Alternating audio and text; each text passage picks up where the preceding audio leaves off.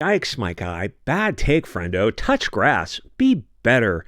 The passive aggressiveness of the left. God, these people are so annoying. And when you hear guys talk like that, you just want to look at them and go, you need to be around other guys. And I don't mean like some macho BS type of proving yourself in the woods, hunting deer with a bow. I mean, you just need to be around normal guys.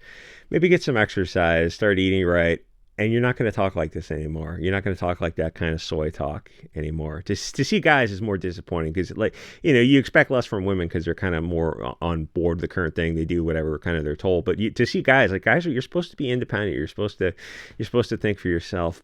Anyway, so and the thing is, like, how do you end Antifa? Get those guys eat right and exercise, and they won't be an Antifa anymore. I guarantee it. Anyway, so Carlos Sant, the thing is, once you're in a relationship, the guy or girl, it's like all this kind of, you meet your boyfriend, girlfriend, like you're living right, you're eating right, you're exercising, you're taking a positive role in life. You stop seeing yourself as a victim, and you're just not going to be part of these victim groups anymore, because eventually you're going to look at them and be like, well, you guys are kind of whining about everything. You don't really do anything. It's like you're burning down small businesses. How is that? How does that help? We're fighting. We're raging against the machine. It's like you are the machine. Anyway, so Carlos Santana, 76-year-old, decides to join Hugo Boss. Here's your Mauser, your Luger. Welcome to the party. Says that men are not women. What a monster. And of course, he already apologized. Everyone wants celebrities to parrot their talking points. And the thing is, it's, I'm sure it's a left as well as a right, but the left owns 99% of pop culture. And every so often, someone slips through the cracks. Dee Snider, Paul Stanley, Carlos Santana, Alice Cooper, and there's a few others who pop up now and then, saying such hateful language like men aren't women. How dare you, my good man? And maybe kids who think, you're a little kid, you think you're a bulldozer or you're a cat because you're wearing cat ears, or you've got a Spider-Man costume and you're kind of not sure if you're actually Spider-Man or not. Maybe those people, under the age of whatever, are not in the best position to say, oh, hey, I want to have my testicles and penis removed, thus sterilizing them forever. You're not supposed to listen to kids for a reason. It's like every parent knows this. Every adult should know this too, because you're all kids once and you knew how stupid you were. Maybe you should wait until you reach the age of consent, which seems like a pretty reasonable compromise, because once you remove a body part, that's it. And a lot of this stuff kind of feels like a mass hysteria from a social contagion. You'll never breastfeed your child if you're female and you remove your mammary glands. Those are never coming back. Or you will never reproduce if you're male. And a lot of these chicks get pregnant, they have kids, and realize, so that the most important nutrients on earth coming from my mammary glands, which are put there for a reason to breastfeed the children for the first couple of years, the critical infrastructure for a growing baby, the most critical nutrients on earth. Yeah, you're not going to get that in some soy mixed sugar concoction. Those are coming from your breast for a reason. They're of vital importance, vital nutrients, vital amines, that cholesterol-rich fluid that is the baby absolutely needs, and also the bond that you're connecting with the baby. Yeah, that's gone forever. That sure was a wacky, some might call that a mistake, getting those things removed and taking testosterone and growth hormone. Yeah. Heaven forbid. But it's a left-wing position, and the right's against it. And whatever the right is against, the left has to be for. It's just, that's the way of the world, these people. So, my opinion, is not something that should be done at all, at least not in those under 25. We're not Hugo Boss because we don't want you to hurt yourself. It seems like we're the only people who really care about you. And this is my checkmate for the leftists. If we really hated you and wanted you to hurt yourself, we would be on your side. Oh, by all means, sterilize your kids so you can't reproduce. We're not saying that. We're saying less. We know you're the political opposites, but you probably want to hold off on doing that to yourself because it's a permanent decision. And we're the bad guys. It's like Hugo Boss says what? Yeah, your argument doesn't make any sense. We're saying don't hurt yourself. And like in your mind, you still have to twist it to say we're the bad guys. Anyway, so Carlos Santana at 76, it's still playing shows. Alice Cooper 75, and Dee Snider and Paul Stanley, it's like they're in their, I think they're all in their 70s. It's like good for them for still playing shows, but they're saying things like, yeah, men are not women, and that triggers these kids, which should really tell you about the state of first world problems. They just have absolutely nothing to bitch about. It's like go garden, go just start gardening, and perhaps start jogging. Even Jennifer Aniston said she's done with cancel culture. She's sick of the whole thing, and that was enough to get the Mary Sue to write an article to try to reassert control and get her back on the plantation. The thing is, all it takes is enough people to speak out publicly, and all this stuff just disappears. It just takes a few people with balls. And, to their credit, you are seeing some people who are starting to awaken this kind of stuff. So the Rolling Stones and the San Francisco Chronicle write these soy-filled pussy articles to try to send a warning to other celebrities that if they speak up, they risk cancellation by the puppet masters in the media. But if enough people start saying how crazy all this is, well, then the globalist media will get the message. And right now, it's just on the cusp of kind of crossing over into getting more and more people.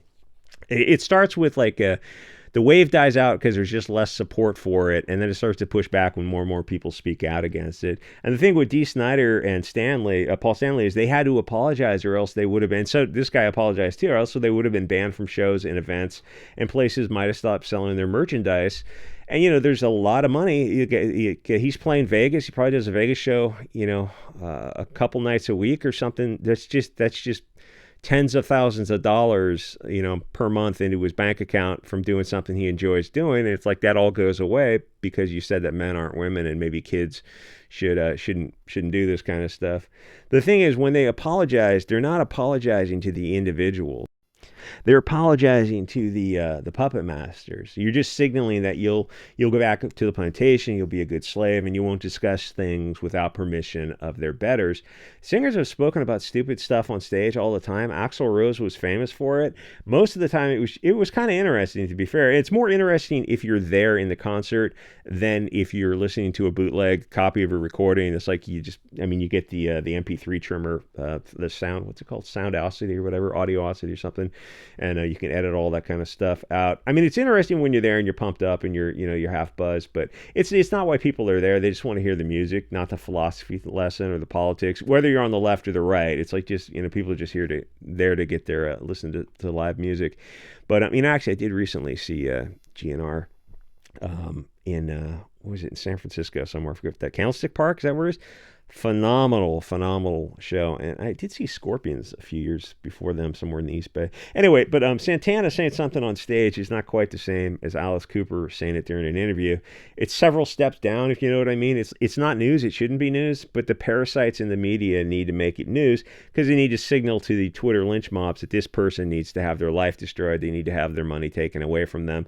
And even though they're in their 70s, they're still apparently doing shows, and they want to do what they want. They want to do what they enjoy doing until they stroke out or have a heart attack in a few years. It's like you just go out doing what you love, which is what the Rolling Stone wants to happen. They want to destroy these people, or at least send a strong enough message to other celebrities that we will take your income away. But everyone was with Santana and Alice Cooper and saying something simple as like, men aren't women. That shouldn't be such an Orwellian statement to make. But it is. I mean, welcome to 1984, and kids who think they're dinosaurs shouldn't get put on cross-sex hormone and puberty blockers because you don't need that to be who you really are. You already are who you are. They say like gender's a social construct, but then you need drugs and surgery to match that social construct, your internal image of yourself, which is based on a societal view given to you to make your outside feel like they're inside. But their whole concept of male and female is also a construct.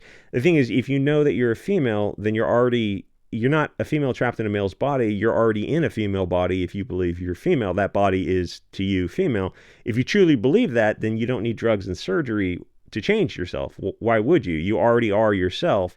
And obviously people are going to look back at this in 40 years, the people who survived this. And, that's like, there's a number attached to that of people who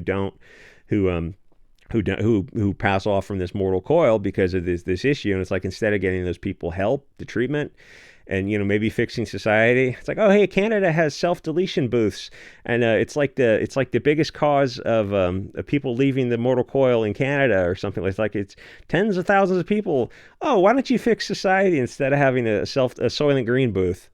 Oh, well, we don't want to fix society. Yeah, there's no No political solution, friendzos. So form clubs.